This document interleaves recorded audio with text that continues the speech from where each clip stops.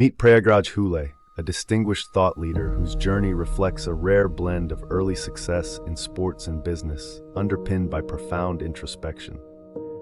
Born into a reputed business family in Mumbai, Prayagraj excelled in his family business from a young age, demonstrating remarkable acumen and ambition.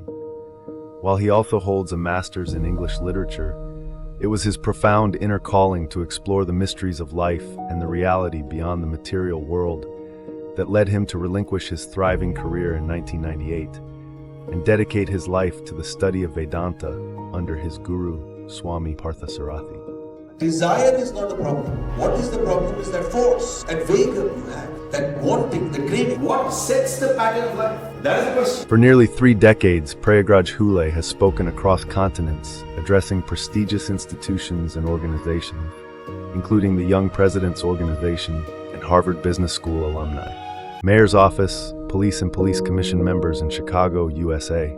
He also guides professional athletes and Indian cricketers. I follow Vedanta philosophy. I've been following that since 2013, Swami Prayagraj. I feel that really helped me. Known for his unique ability to present the subtle truths of Vedanta with humor, clarity, and practicality, his teachings have had a profound impact on countless lives. As head Acharya of the International University of Vedic Wellness in Chicago, he has been recognized with multiple honors for contributions to Vedanta education, including awards from the Mayor of Chicago, Cook County Board of Commissioners, and recognition by U.S. congressmen for leading corporate wellness retreats. Those who have figured out their lives, how many? The knowledge of Vedanta is about living your best life. Stop raising them, start leading them. Save the future, save our children. This is the only legacy we can leave behind. Discover more with Prayagraj Hule and Vedanta Sempaternal, the educational platform offering online courses, transformative retreats, and impactful lectures for audiences ranging from youth to executives worldwide. For the Love of Family is a talk which I recently did in the United States in one of the retreats. And many people after that came up to me and said that, "Sir, you should try and make this talk public. You should make this talk available for every person. They should have access to this talk." Because today, in the times of uncertainties, we lack clarity in terms of how much are we supposed to do for our family? How much are we supposed to hold back? What are emotions? What are love? What is love? So here we are today on this auspicious occasion of Guru Purnima. Guru Purnima is remembering the Guru, paying obeisance to our Gurus. In India, it's a very sacred day where we remember our Gurus who have rendered the great knowledge, the knowledge of the self, they have left behind for the entire mankind to benefit from. See, what we must understand is there are 4 ways, there are 4 modes, there are 4 available avenues of learning. The first available avenue of learning is education. Today you find, now when I'm talking about education means I'm talking about scholastic education. I'm talking about education in the schools, in colleges, in education institutions, in private institutions. So that is one way of learning.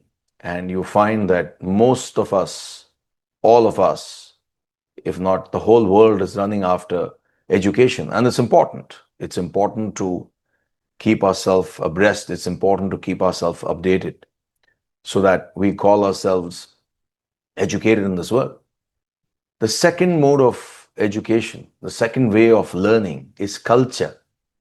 Culture doesn't define your life. Culture only defines the way one lives. But culture does not help you to understand the way to live life, but definitely living. You find that people who are hearing me all over the world, they are from different cultures. The way you eat, the way you dress, the way you talk, the different dialects. So, since you have been living in a particular place for hundreds of years, not you, your forefathers, so you over time, over conditioning, have developed certain traits, certain values, certain ways of living. That defines your culture. Every dance is not the same. There are dances which are different. So, culture is also a way of learning. People learn. People say, what sort of a culture you have? You're not a cultured person. So, culture is also a mode of learning, but culture doesn't define your life. Culture defines only a living pattern. The third way of education, the third mode of education is religion. And what has religion done today? Now, I'm not here to give you a lecture on that, but you got to understand that what has religion? Have you learned from religion? Are we able to learn from religion? We are only boxing ourselves in a particular religion. See, what you must understand is that your choice, you are born because of your choice. You are not born because of your parents. So, since you have chosen to be born to a particular environment, to particular parents, so it is your choice. So, you have chosen your religion in effect. Because if you're born to particular parents and they are already following that particular religion, you are born. But what you must understand is that when you grow up, you are already conditioned to think in the particular way that you're a Hindu, you're a Muslim, you're a Catholic, you're a Christian, you're a Parsi, you're a Sikh, you're a Jain, you're a Buddhist. So, religion is one of the ways of learning, of educating yourself. But today, religion is based on mere blind following. Today, religion is based on mere rituals. Rituals are not wrong, please. Rituals are a mode of growing. Rituals are a mode of reminding yourself. So, rituals are not wrong. But blindly following rituals without understanding why you're doing what you're doing will not give you the desired effect of education. So, religion is one way, one mode of education. The fourth way of learning, which is the highest way, is spirituality. Now, spirituality is the philosophy which every religion gives you, leaves behind. Every religion in the world has its philosophy. And today, the philosophy is almost lost because each one is glorifying their religions and tearing other religions apart. So, there are four ways of learning. Now, carefully understand that are we following the true learning of spirituality? What has education done to us? What is culture doing to us? What is religion doing to us? The end mode of any education is peace and success. So each one here, we need to understand, we need to ask ourselves, question that are we happy? Are we successful? And even if you are successful, see, the definition of success is different for every individual. But we need to ask ourselves, are we happy? Am I happy? So the love for family is your first breath you take is in your family. It's not so much for orphans, but sometimes there is a saying that orphans grow better on their own compared to if they were living in a family. But the converse is not true. So the first breath you take is in your family. So your family is a sacred base. The family is a sacred base upon which your father, mother, a husband, wife prepare themselves. They prepare a solid base, a firm base, and prepare the children to display their characters in the world, because you don't live in the family. You stay in the family, but you go and live in the world. You contact the world outside. So if your family base is strong, based on every facet, whether it's food, whether it's emotion, whether it's sharing of knowledge, whether it's spirituality, whether is it spirituality or religion. If you have a strong base, if you have a firm foundation in your family, only then can you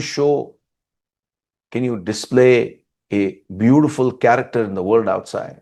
So, see, the test of love, for the love of family is the topic. But what is the test of love? The test of love is the amount of selfishness you have in your contact with the other person. So in simple language, you got to ask yourself, is my relationship, is it about me? Or is my relationship about my spouse, my children? That's what you must understand. So remember this, a true relationship merely exists in selfishness. If there's selfish in your partnership, it merely exists. You just sustain yourself. See, selfishness is what? Every time expecting things out of your relationship just because you contribute. So it's kind of transactional. It's business, it's not relationship. Since you do that, I have to do this. Since I have done this, you have to do that. So a relationship merely exists in selfishness. It flourishes in altruism. You want to flourish in your relationship. Your relationship flourishes in altruism. Consecrated in love. Third factor, your relationship is consecrated in love. That love is a feeling. What is that love? See, love is a feeling. Love is a feeling of fusion.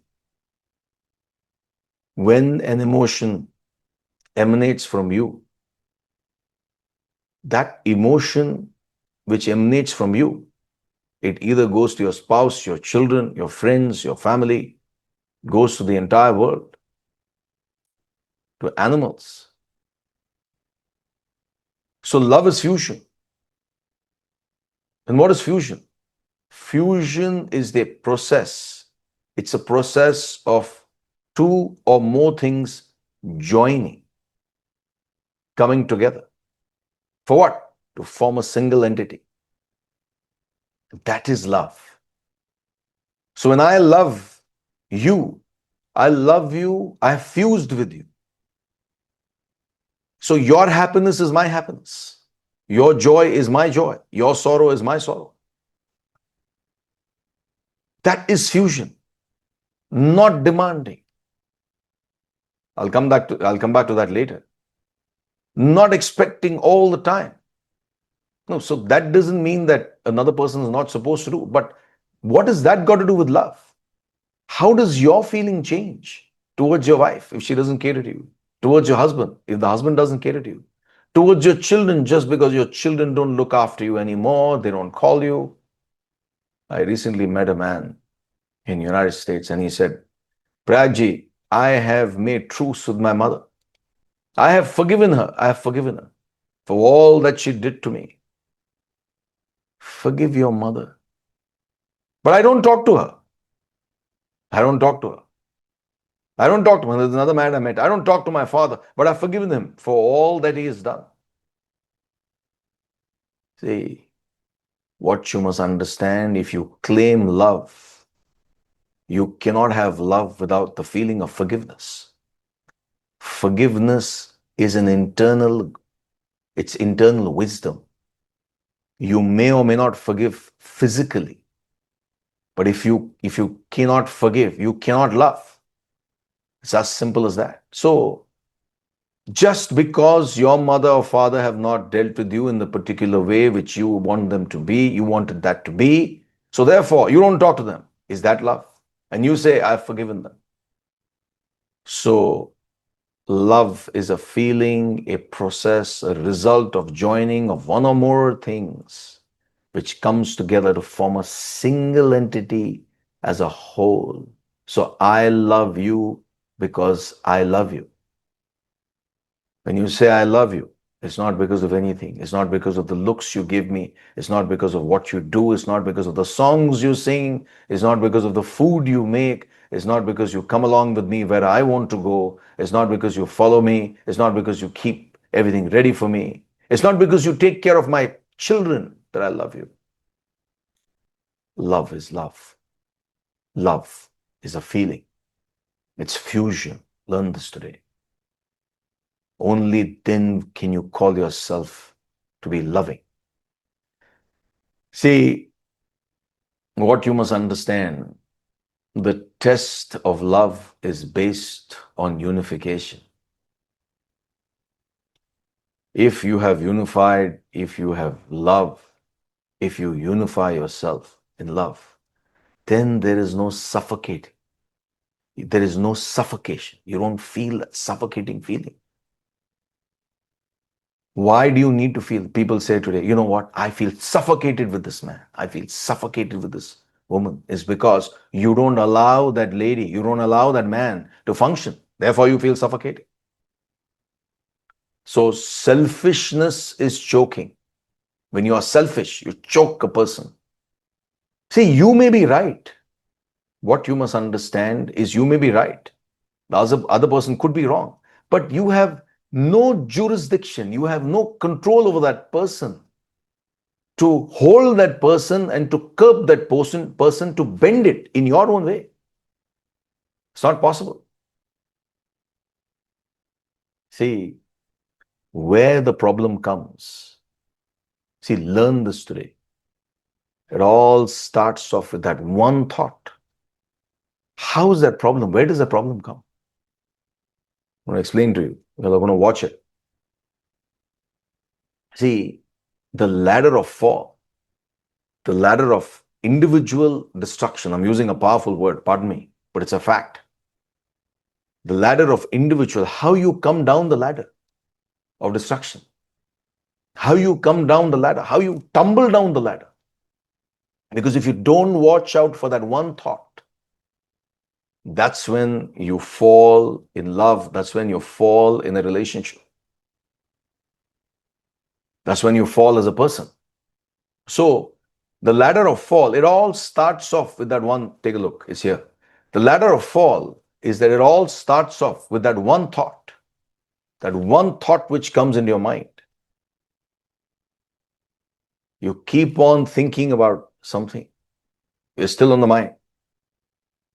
And that mind of yours, when that one thought goes, it goes to that object, it goes to a girl, it goes to a boy, it goes to the children.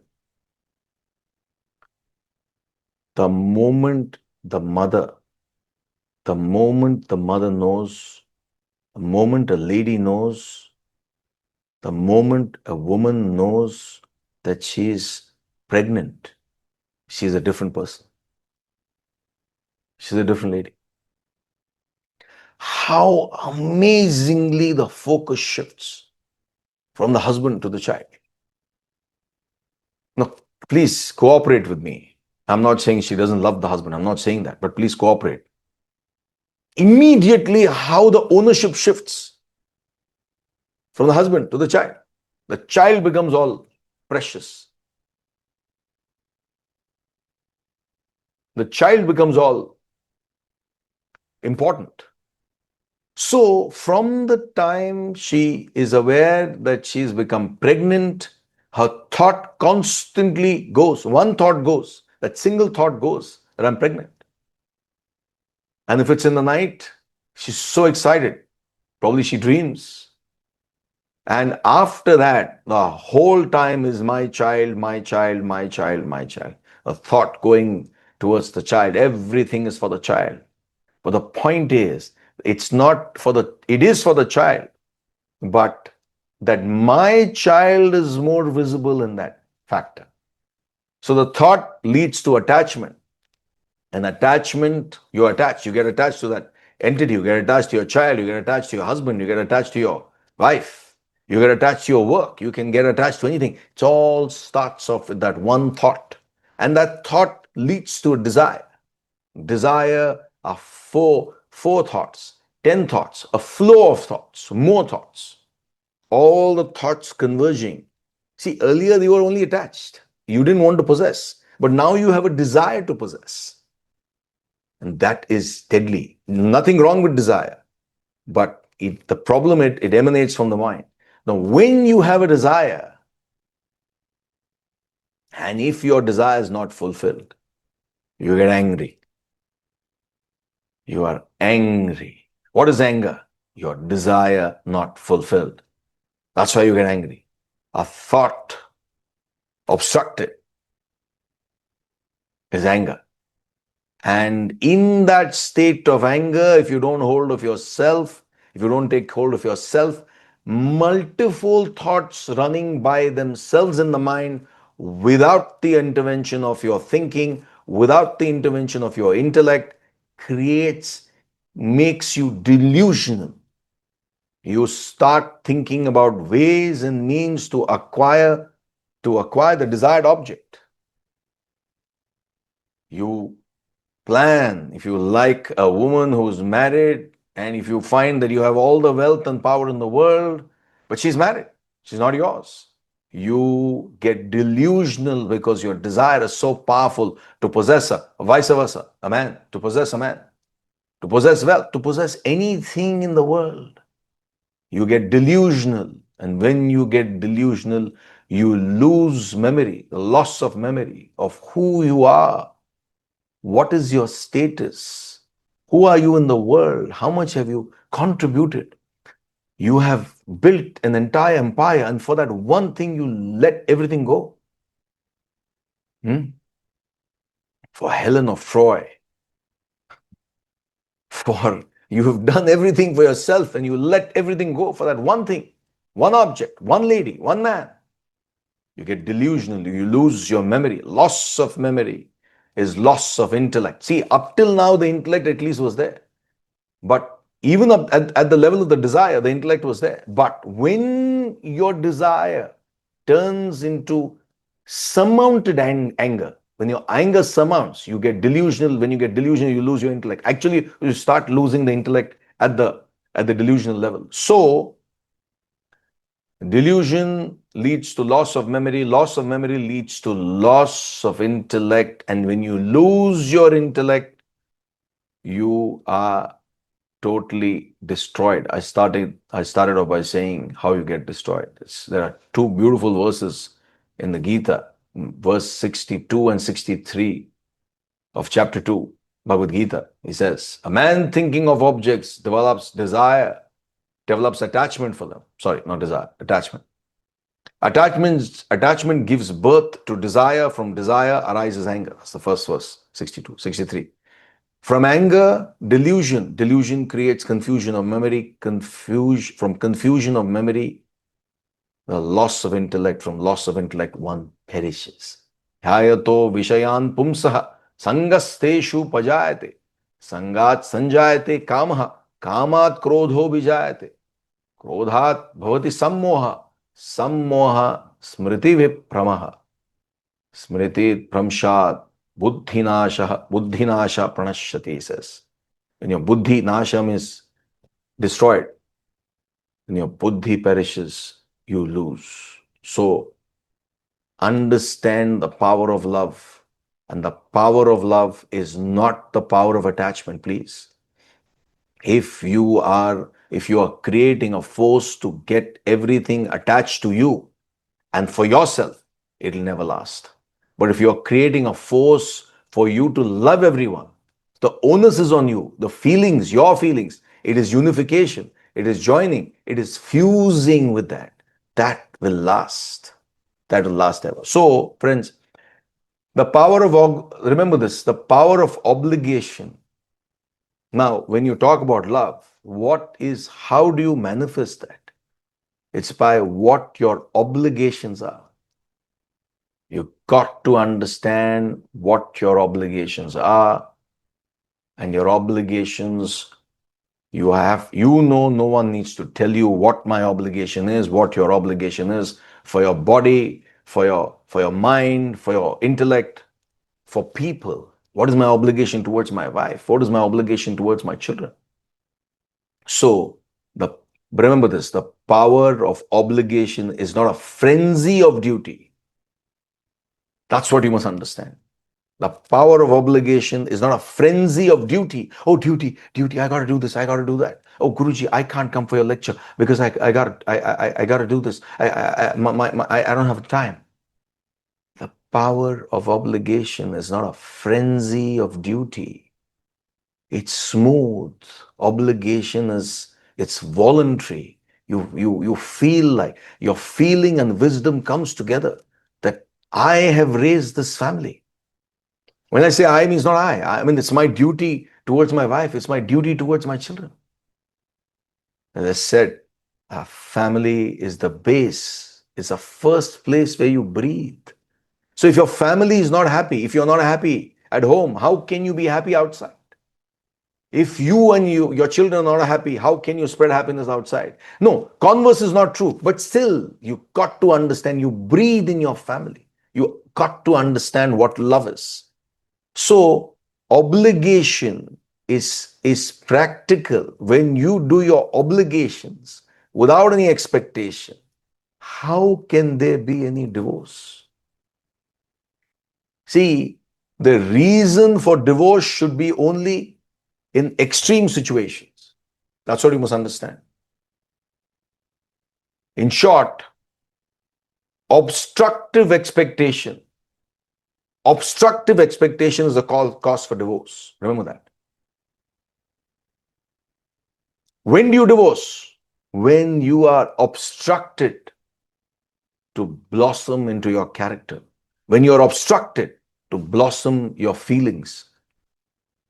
When you are obstructed to give your thoughts. In extreme situations. This is called extremism. So, until then, there is no necessity for you to divorce. Not at all. You divorce because you don't know the technique of living together. You divorce because you don't know how to handle each other. See, what is sad is, I tell people, all over the world, people are stopping to connect with people. Forget about husband, wife. After 25, 30, 35 years of marriage, you're divorcing. Everywhere in the Western world, you find, see, I love pets, please understand. So you are with your pet everywhere. Pet should be not instead of, not in spite of. It should be with the family. It should be with your wife, if at all you want to keep a pet. I know a lady abroad, she said that even I want a pet. That's what she said. So her husband asked her, darling, why do you want a pet? We already have a pet. No, that pet loves you more and me less. So therefore, even I want a pet. See, you cannot replace dealing with people and bring pets in. And firstly, you must understand, I see all over the United States, all over the Western world, you find you're carrying your dog with you. You carry your dog. The dog is harrowed. The dog is stressed. What you must understand, see, simple logic. Will you live with dogs everywhere? See, will you live in a farm where there are only dogs? Amongst dogs. No contact at all. Will you live with only dogs? No contact with human beings at all. It's not possible. But what you must understand, similarly, dogs are meant to live with dogs. Pets are supposed to be meant with their equals. Only then they find satisfaction. And even if you have a pet, what you must see, it's a question. I get amazed. I love my dog because my dog gives me unconditional love. Unconditional love. You say unconditional love. But do you love it unconditionally? Even dog you control. See, you failed in controlling your spouse, you failed in controlling your children, but now you're controlling a dog because your dog is able to get control. In Regent's Park in UK, I had gone for a run. And I'd gone for a run. I'd seen this dog was almost 100 meters away. And this old man was walking, maybe about 70, 72, tall, fit guy, fit, walking. Suddenly he says, "Hey, Tom." Suddenly the Tom, he's walking in front and he gets a kick. He doesn't even look behind and says, "Hey, Tom." And the Tom comes, starts licking. From 100 meters, a dog, Tom is dog, not the son. When the son grows up, if you say, "Hey, Tom, can you come here?" Says, "Dad, don't waste my time. I got some time. I'll come back. I'll come in 1 hour." So, your pets should not be a compromise because you are unable to relate to people in the world. So obligation is beautiful. Your divorce, if your husband is an alcoholic beyond crossing all the borders, then you may have to divorce. I'm giving you reasons why divorce. If there is a tremendous desire for sexual interaction, all the time sex, too much physical interaction, where it is obstructing your life, as I said, an obstructive expectation is a call for divorce. So, alcoholism, sex, any addiction, and again, being a religious fanatic, which obstructs you from doing whatever. If you're in marriage, if you have two different religions, and if one of the person is a religious fanatic, you may need to separate. So, friends, for the love of family, you have to understand the role of parents. You have to understand your role in the world, and you have to understand your role as parents. You must be clear, please. You have to know, what is my role as a father? What is my role as a mother? See, what you must understand is today we are living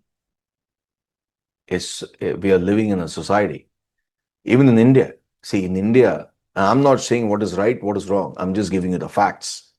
In India, joint family systems, pardon, I think probably there are few left today. Few means quite, compared to the West, there's quite a few. But you will find the joint family system, it worked wonders compared to a nuclear family. I'm not saying that a nuclear family works less and a joint family works more. If the nuclear family, the husband, wife, and children, give the same feeling to the children as joint families, then there is no problem. But in India, the joint family system worked far better than nuclear system because you had a support. See, one of the important things you need to understand in life is that people cannot take isolation. See, you have a pet, as I spoke about pets, you have a pet because you can't take isolation. It's very difficult to live on your own. It's not easy. So, therefore, in a joint family, there was no counseling. Today there is counseling. The grandfather was a counselor. The grandmother was a counselor. The uncle was a counselor. In fact, sometimes the children were more closer to their uncles and aunts than their own parents because they were the counselors. They had no pressure. See, it's fascinating how it works. Parents they put pressure on children, so children feel pressurized. But the uncle and aunts, they release that pressure. Probably they may be pressurizing their children. So, how that joint family system worked, because the uncles, aunts, grandfathers, grandmothers were the counselors. And today, nuclear families are breaking down because of isolation, because of pressure, because you're not able to understand how to relate. You don't have this philosophy. You don't have the Vedanta philosophy, which teaches you how to develop your character, how to relate, and then relate to your children. Then your children don't feel isolated. See, you go for work in the Western countries, you go for work, your children are in, what do you call them, foster care. So they connect there well. So you need to find ways and means to compensate that, not by giving them gifts. But that fatherly security, that motherly love, of course, which is there. And you have to handle your own character. So, one of the reasons, one of the things I'm telling you all is, if you are in a family where you are a nuclear family, go relate. Get connected to the cousins, get connected to the grandparents. Ensure whenever you have the time, make it a point. Don't feel it's a burden, please. It's not so true that in the Western world, no, it's a burden. It's not true. I know Western families. They make it a point to visit their mother and fathers and take their children to the grandparents so that the grandparents can connect. And the grandparents are also happy. So, obligation. Your obligation is not a frenzy of duty. It's a pleasure. So you must understand your role in the world. And when you understand your role in the world as a parent, you are assertive with your children in terms of what is the right thing to do and not what you want them to do. See, do you know, one of the most important factors a parent plays, especially in the Western world, probably it's in Asia also, it's slowly trickling in Asia. You are confusing, the world is confusing your children for gender, what gender that they should be. A lady came up to me in Chicago and she said, Prayagji, can you please help us? I said, what happened? No, we need your help because in school, in all the schools in Illinois, not all, maybe one of the teachers are confusing the students, the children, tiny toddlers, as to why are you wearing a frock if you are a girl? Why can't you wear shorts and t-shirt? Why can't you wear a pants? And okay, at least it's okay if the girls wear pants and shirts. Nowadays it's okay. But imagine a guy wearing a frock. She's telling the guy, the teacher is telling the small toddler, saying that, why are you wearing a shorts and t-shirt? You can wear a dress. So that lady came and spoke to me and she said, how do I, because she was probably a teacher in that school. I said, you got to understand that a male is born as a male, that's his gender. A lady is born as a lady, that's her gender. You can't get confused with that.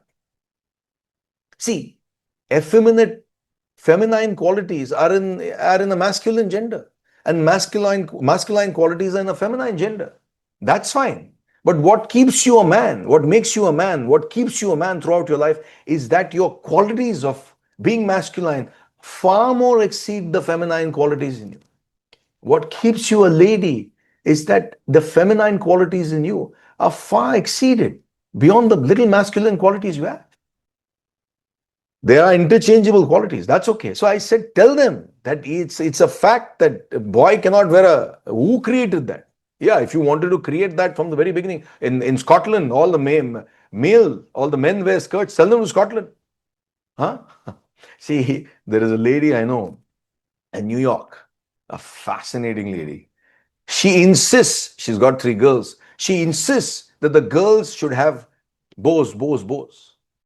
She's asserting their gender so that she understands that the girls don't get confused. She dresses them up like girls to whatever extent she has those girls in her hands, so that they don't get confused. I think the girls were born with a bow.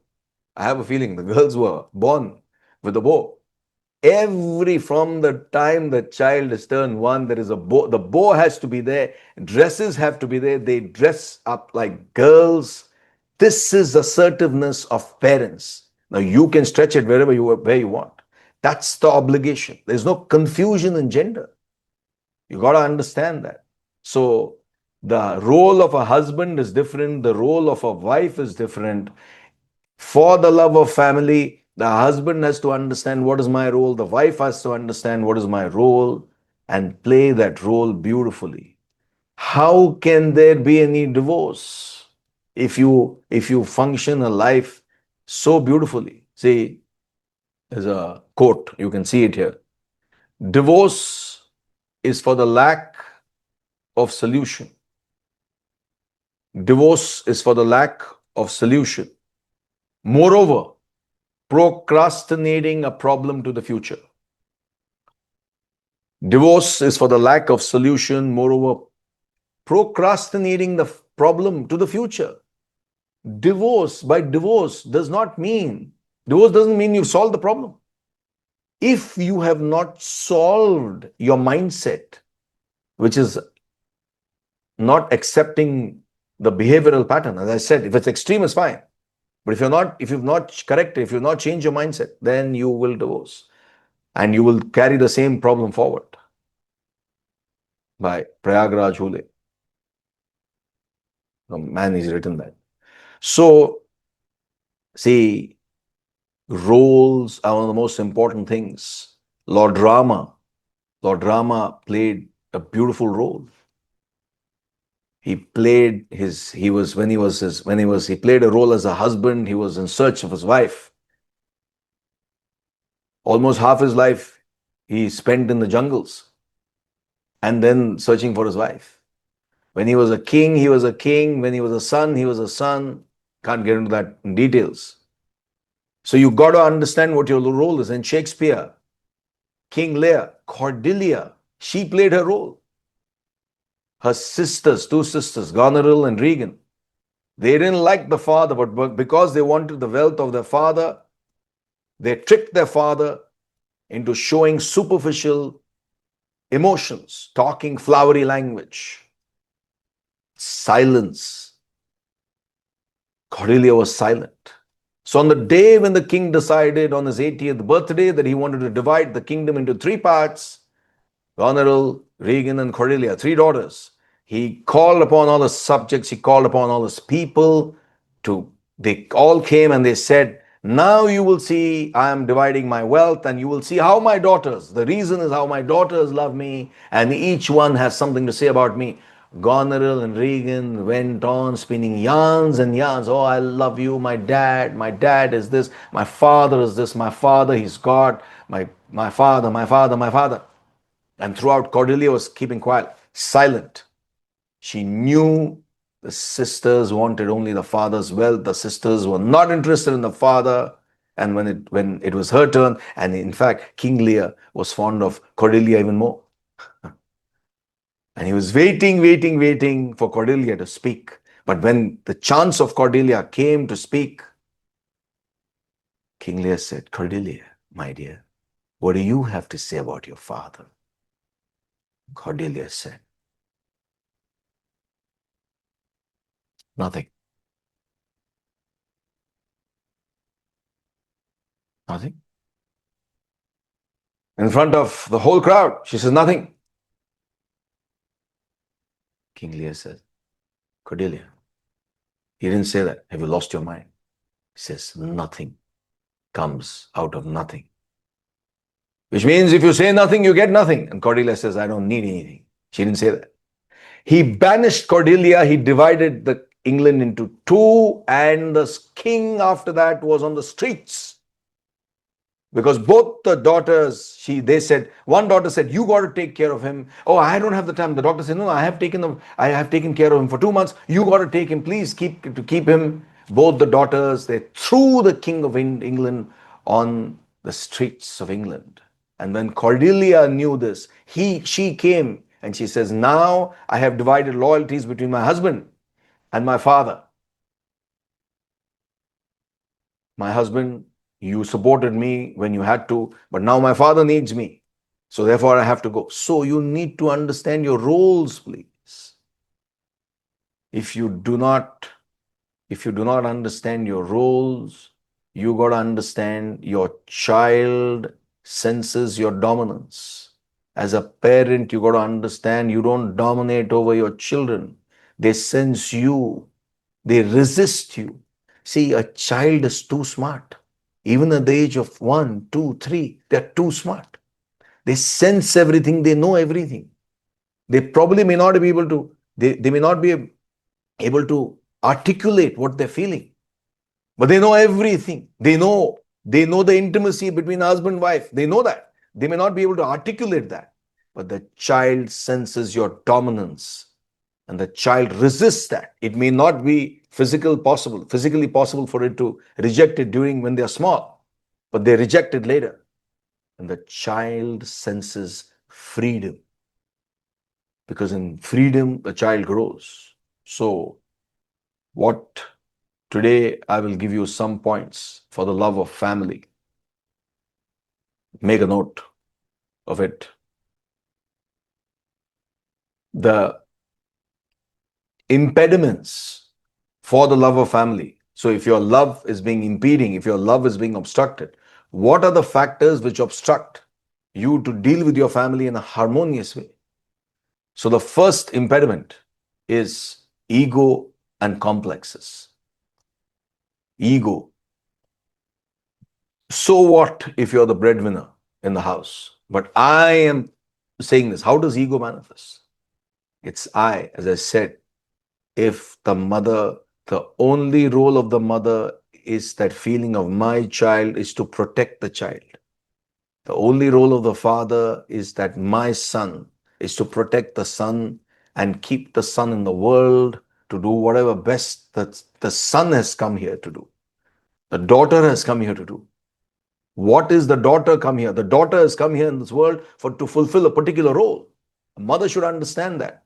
The son has come in this world to fulfill a particular role. The father should understand that. So for the love of family, please do not have ego and complexes. I am saying that ego creates a barrier. Complexes. You have complex. You feel, oh, you didn't say happy birthday to me. Oh, now you have become big. These are things which spoil your relationship, please. Ego and complexes. I am saying this. Assertive. Without listening, without giving ears to other people. You assert your ego and you create complexes. Either you have an inferior complex or you have a superior complex, or you have a middle complex, a static complex. Superior, inferior, or static. Static means same complex. Oh, what is there in growing? Oh, no, I will not. I'm here. I'm very happy wherever I am. Don't you hear people saying, I'm very happy wherever I am? Complacency is the biggest disease. Contentment is growth. Understand that. So try and understand your ego and complexes. Second impediment, control. You are a control freak, what people call you. You are a control everything. Why do you want to control? Okay, you're a boss. Even if you're a boss, you are the main person in the family. But how can you control things? How can you control your children? You cannot. You can control them only to the extent of so that they avoid any injury, any physical injury, any emotional trauma, or they get introduced to any wrong organization intellectually. That you can control, that much. But you cannot control. How can you control? The husband wants to control the wife. The wife wants to control the husband. You got to monitor them in the relationship. Of course, there are ethics and there's culture, there's knowledge to be followed, but you can't control them beyond a point. And if you control them, they resist that. Expectations, please. Third, as I said, you have obstructive expectation. How love, if you want oxygen in love, is your life becomes oxygenated only when you don't expect. When something needs to be done, of course, if your partner can do it, great. But you cannot expect that all the time. Your partner should cater to you. That expectation causes disharmony. That expectation causes tension. That expectation causes rupture. All these worldly words I'm using. All the time expecting, no, you be with me. You watch a movie with me. You hold my hand. Huh? Sometimes in my lectures, I see abroad, men massaging the partner or the wife's back during the lecture, massaging. I mean, your partner is not going to run away. So drop that expectation. Excessive goodness spoils the relationship versus neutrality. excessive goodness, where you have lacked in your obligation, you become excessively good. That spoils your relationship versus neutrality. What needs to be done, you do it. That is being neutral. That is love. Neutrality of emotion is love. Whether you like it or not, you need to do that. That is neutrality of emotion. Your daughter, your son, they need a particular thing to do. It's not about whether it's expensive or not. You can afford it, they need it, it needs it, you do it. Neutrality. Compared to excessive spoiling your spouse. There's a man who got married, so I'm talking about 20 years back. Lovely lady. Lady was lovely. So that he could show, manifest his love, he gave so much to her that she became spoiled. And later on, when he came, I had to tell him, like, remove all that. Then she became normal. I think today she's better than him. Excessive goodness spoils a relationship versus neutrality. What is neutrality? You do what needs to be done. That's it. Your son needs to go abroad, he needs to go. Son doesn't need to go, he doesn't need to go. You don't excessively spoil him when he doesn't need to go. He doesn't need to go and you want to send him. Excess. Why? Because you feel that is parenthood. See, in life, what you must understand, this is the next point I'm talking about. Don't try and be good just for the sake of looking good. It doesn't help. For the sake of looking good, if you try and do good, it'll backfire. So therefore, the fifth point is stop the pleasing game. You go on pleasing your friends, you go on pleasing your family, you go on pleasing everyone. You cannot please anyone because the mind is such. If you're pleasing the mind wants more and more and more. But the intellect, if you please the intellect when you do your obligations, the intellect says, listen, I don't want this. Thank you very much. There are so many people. I know a lady here in India. If you give her a gift, she says, no, I don't want it. Thank you. Thank you. Thank you. But if you go on excessively pleasing, it's called the pleasing game. You want to please everyone. You want to please people for the, I'm having a great wedding, especially in Asia. In Asia, we have this problem, We have vast wedding. And in that wedding, you go on pleasing everyone till you drop dead. See, you can never please anyone. This is what we got to emulate it from the Western world. I have 20 people, 19, 20 people, they have a very cultured and classic wedding. Now, I'm not saying, but you carry the whole jing bang abroad. And that too, the wealth is not yours. The wealth is borrowed money. Anyway, I'm not getting into that now. So, stop pleasing. What needs to be done, you do it. You don't need to play the pleasing game because you can never learn this. You can never please everybody according to their wishes. It's not possible. And ultimately, you are a loser in the world in the end. So, fifth is stop pleasing. These are all impediments. Lastly, an impediment. I can go on and on. I'm just giving you some few important points. Highly emotional. Stop being highly emotional. At the drop of the head. See, children relate. Spouse will relate to a person who is like a rock. He stands in the time of need. Your children will relate to a man or a woman who stands like a rock. He stands like a tower in times of need. Not you're highly emotional. Cry later. Highly emotional, highly excited. Everything is excited. Oh my God, what? See, don't you realize that is it not good that if your children make a mistake, let's say if they committed a blunder, they come and tell you. You should have that much closeness to your child that you should tell your child, if anything happens, come and tell me first. That is parenthood. Your child should have that much freedom. That lacks if you're highly emotional. So these are the few impediments. First, ego and complex. Second, control. Third, expectations. Fourth, excessive goodness. spoils your relationship, versus neutrality. Neutrality is, as I said, what needs to be done, you do it. Fifth, the pleasing game. Sixth, highly emotional. The strengths of a relationship for the love of family.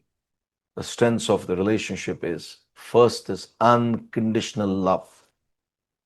Your love, if you want it to be reciprocated, your love should not feel any pressure. Your love should not have any motives. Your love should not have any strain. Your love should not have any anger. You should have love because you love. See, what you must understand is Mary and Joseph, they loved each other. They were fused in love. Lord Rama and Sita, they were fused in love. Krishna and Radha, Krishna and Rukmani. Radha, is fused in love. That is the purity of love. So, that comes about when you have unconditional love. At least taste it. Second, most important factor, strength. Not only for the love of family, for the love of anything. Respect. You got to show respect. You got to have respect, whether you like it or not. Stop saying all these jargons. You command respect, you don't demand respect. That's not the point. Whether you command it or you demand it, you better respect another person. Every person. You got to respect a 1-year-old child.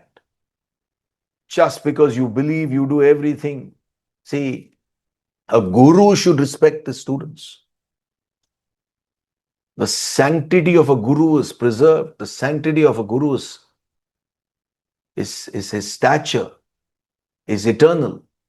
His stature is sempiternal when he respects his students, when he respects people. So if you lack respect at home, if you lack respect for your husband, if you lack respect for your wife, never mind what they do, but you lack respect. You have respect. You have respect for your children. Your children automatically respect you. So respect is one of the most important strengths. Honesty. Learn to be honest.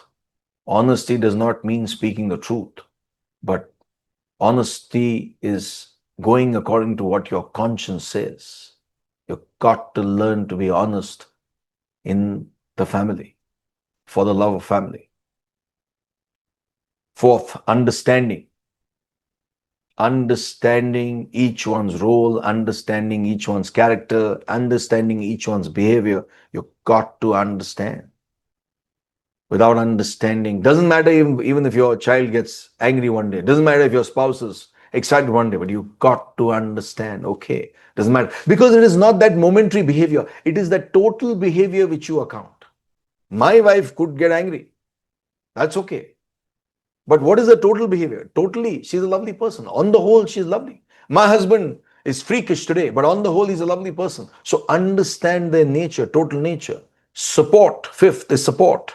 Whatever happens. See, it's beautiful. Even in spiritual organizations, this is not there. Today, in the spiritual organizations, you expose. Suppose if your colleague makes a mistake, you pull him down. In the corporate world, I can understand. But today, in the spiritual world, if your colleague makes a mistake, you expose, you pull him down. You humiliate him. Remember this, for the love of family or for the love of anything, if your friend, if your colleague, if your family member makes a mistake, at that point, support the person. Stand like the tallest structure in the world. Stand and support. See, later on you can reprimand. That's different. Whatever the mistake later on. But at that moment, you got to stand and not run away. So your support is very important. There's a man I know in the Middle East. He says most of his friends, they all make blunders. And bad blunders. But he said, sir, we got to stand for them. I stand for them. Later on, I fire them. That's different. Strengths, light-heartedness in a situation. If your child in the family, you have to be light-hearted. There has to be fun. There has to be frolic. You got to be lighthearted. It's not a strained environment. When the child comes home and everything is strained. When the husband comes home, everything is strained. When the wife comes home, everything is strained. Not talking. Lighthearted. Got to be lighthearted. And lighthearted is a sign of wisdom. It's not a sign of knowledge. See, I can go on. These are few aspects I'm giving. Seventh, sixth, as I said, is lighthearted. Seventh is being intellectual. Your strength is in being intellectual. See what Plato has to say. Plato says, we can easily forgive a child who is afraid of the dark. The real tragedy of life is when adults are afraid of the light. We can easily forgive a child who is afraid of the dark. If the child is afraid of the dark, you can understand. It's understandable. But the tragedy of life is when adults are afraid of life, of light in life. So, understand what the love of family is. Understand the spiritual aspect of education. If you want to keep your family together, you have to understand the spiritual aspect of education of a religion. Yes, rituals are important, but not at the cost of spirituality. So, if you want to have love for your family, and if your family claims to have love, it has to be based on intellectual coalesced with spirituality. Because it's the intellect which harnesses, which attracts the spiritual knowledge, and only with spiritual knowledge you can grow. So, love and relate, all these factors for your love of a family will help you to relate to your family, grow in your family, grow with each other, be there, stand with each other. Hence, your children, your spouse can show their characters in the world. They can be called as stalwarts in the world because a home is the base where you take the first breath. So, love and relate while you're alive. These are the factors which will make you love and relate when you're alive. Do not repent and cry after death. See, after dying, everybody cries. But while you're alive, you don't relate to that person. Why? Because of your ego, because of all these negative factors. So love and relate while you're alive with your people, with your family, with your children. Do not cry and repent when the person is dead and gone. One last thing I'll show you. What is the major problem? Swami Vivekananda, he says, ignorance is the mother of all the evil. Watch here. Ignorance is the mother of all the evil and all the misery we see. Let men have light. Light means knowledge. Let them be pure and spiritually strong and educated. Then alone will misery cease in the world, not before.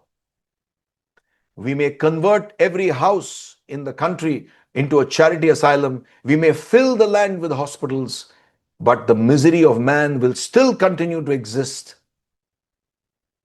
until man's character changes. Your misery will still exist. It will continue to live with you, and you will take only your misery away with you when you die, unless you change your character. Swami Vivekananda. So, friends, for the love of family, love, you cannot practice love. You got to remove all the negativities. Love is your true nature. Love is your real being. You cannot practice love. You cannot practice love. You cannot say that you're loving. You can only become love because love is your true nature. Thank you very much.